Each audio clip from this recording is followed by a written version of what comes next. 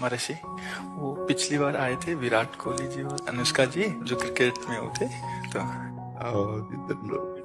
वो आपका सत्संग सुनते हैं। ठीक हो आप? मन प्रसन्न है?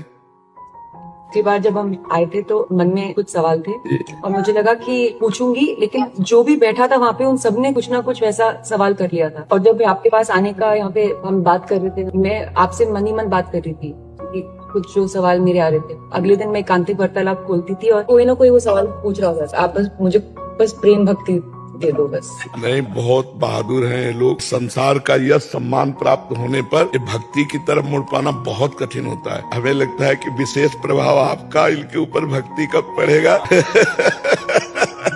कुछ नहीं है उसके ऊपर, कुछ नहीं है। आप भक्ति के ऊपर तो कुछ नहीं है। बिल्कुल भगवान के भरोसे रहो, नाम जप करो और खूब प्रेम से रहो। हम साधना करके लोगों को प्रसन्नता दे रहे हैं, प्रसन्नता ही तो दे रहे हैं।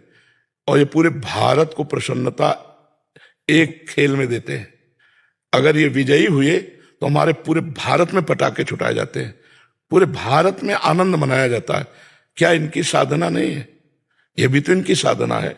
यदि उसे भगवत प्रीत्यर्थ कर देते हैं तो इनके साथ पूरा भारत जुड़ा हुआ है।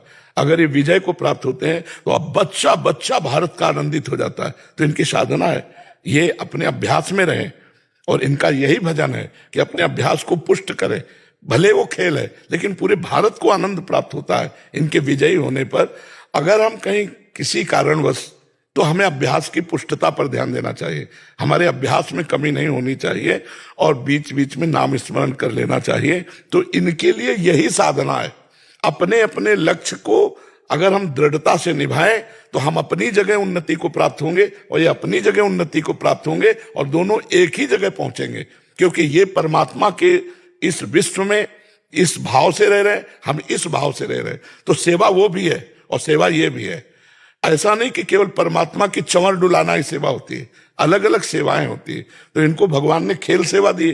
अगर इस सेवा में प्रवीणता पूर्वक ये संसार को सुख पहुंचा रहे हैं और नाम जप कर रहे हैं तो ये भगवान की सेवा ही कर रहे हैं।